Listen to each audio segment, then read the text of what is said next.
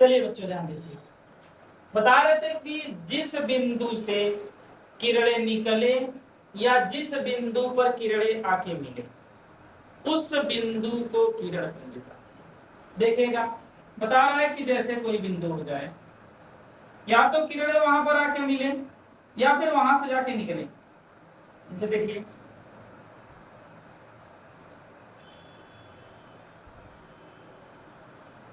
इस बिंदु को किरण पुंज कहते हैं। डिफिनेशन क्या होगी?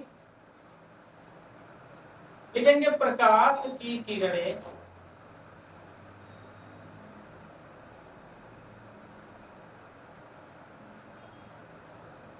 जिस बिंदु से निकले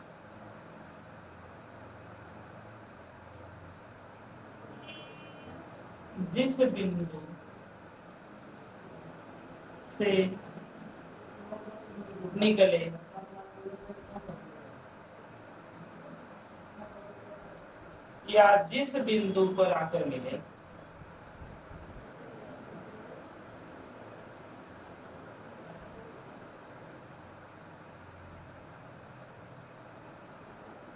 उसे किरण पुंज कहते हैं।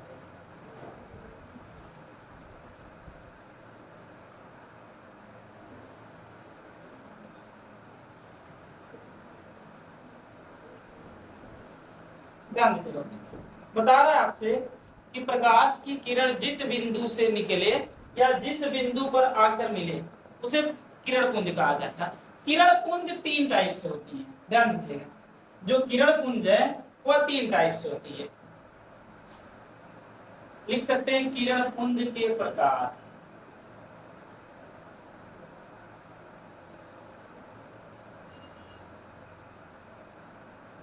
ध्यान दीजिएगा, बता रहा है किरण पुंज तीन टाइप से होती है। अब तीन टाइप से किरण पुंज क्या क्या होती है पहले वो जान लीजिए, जिसमें नंबर फर्स्ट आपको बता देते हैं समांतर किरण पुंज।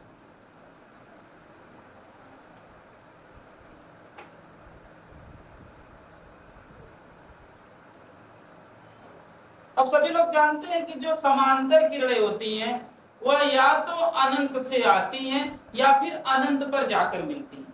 ध्यान दीजिएगा, जैसे इसमें बता रहा है कि जो समांतर किरण पुंज होता है उसमें जो किरणें होती हैं वह समांतर से निकलती हैं, अनंत से निकलती हैं और समांतर होते हुए क्या करती हैं, अनंत पर जाकर मिलती है। ठीक इस टाइप से ध्यान दीजिएगा।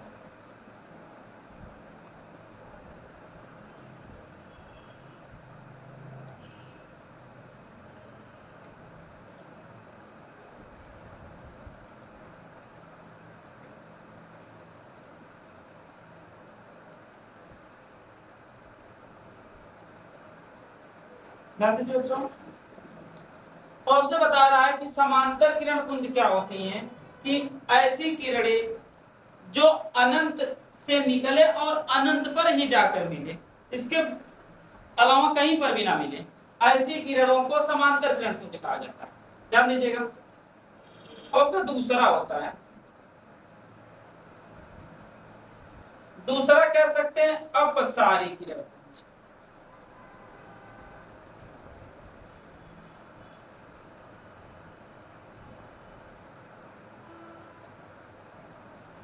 अपसारी किरण, ध्यान दीजिएगा कि अपसारी किरण पुंज होता है। तो फिगर बनाने से आप समझ जाएंगे कि अपसारी किरण पुंज क्या होता है। देखिए,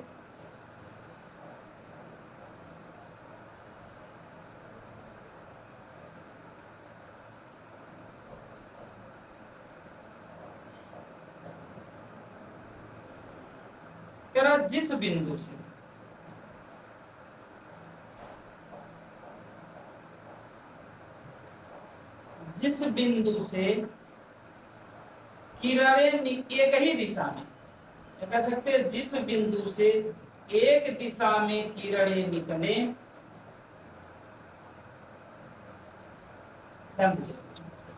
जिस बिंदु से एक ही दिशा में किरणें निकलती जाएं उन्हें अपसारी किरण पुंज कहा जाता है। और उन किरणों को अपसारी किरण कहते हैं।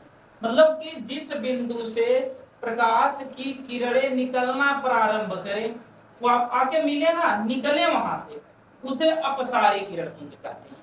और तीसरा इसका क्या होता है, ध्यान दीजिएगा, तीसरा इसका, तीसरा जो हमारा होता है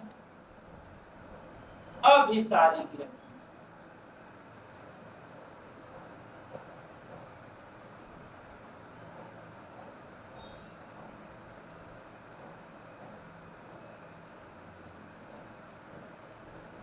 ध्यान दीजिएगा।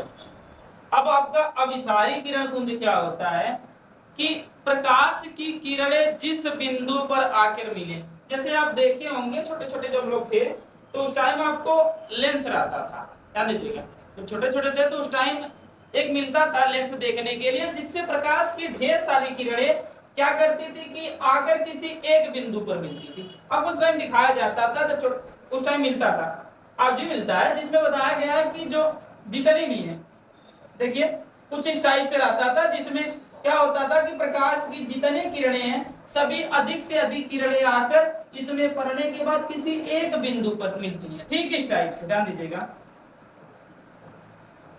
जैसे आपसे कह रहा है कि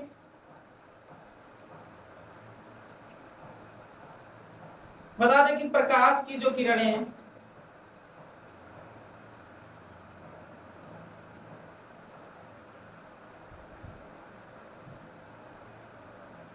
ध्यान दीजिए, इस बिंदु पर आकर मिले,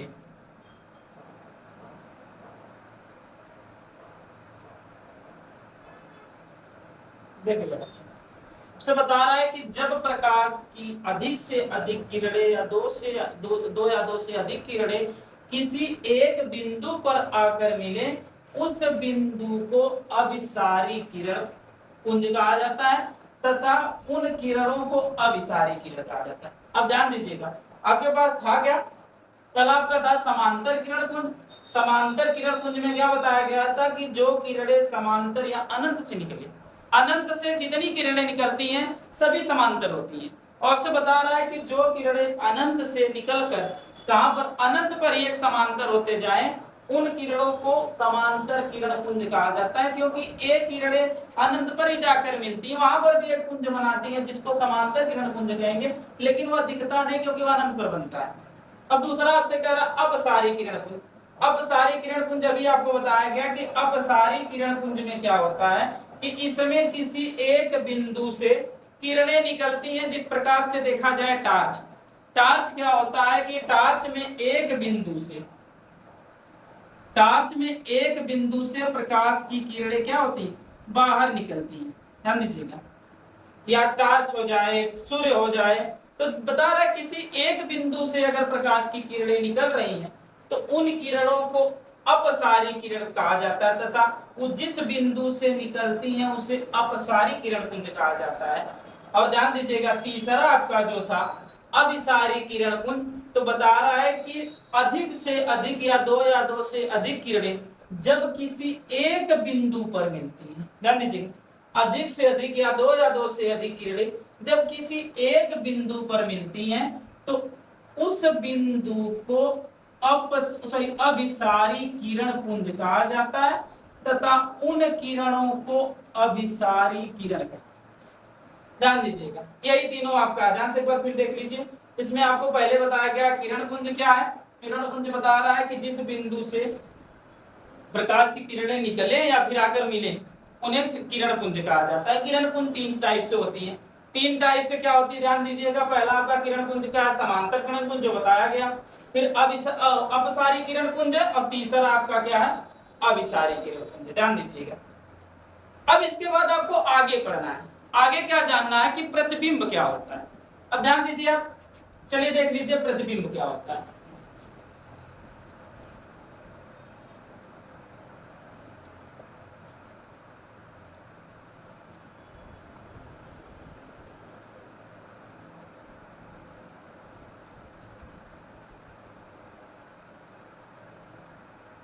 हमें जानना है इमेज।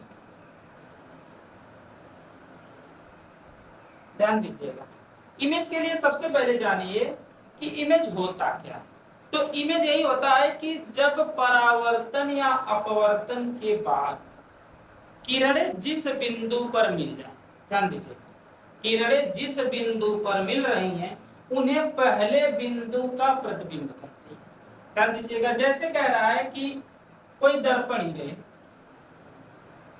कोई भी दर्पण मान लिया, कह रहा है कि इसमें कोई किरण आ रही है किसी बिंदु से, मान ले इस बिंदु से आ रही है दो किरणें, और दो किरणें जिस बिंदु पर मिलती हैं, ध्यान दीजिए, जिस बिंदु पर मिलती हैं पहले बिंदु का उस बिंदु को प्रतिबिंब कहा जाता है। तो इसी बात है, अगर ए बी है तो इस पर क्या हो जाता है, ए डैश बी डैश हो जाता है।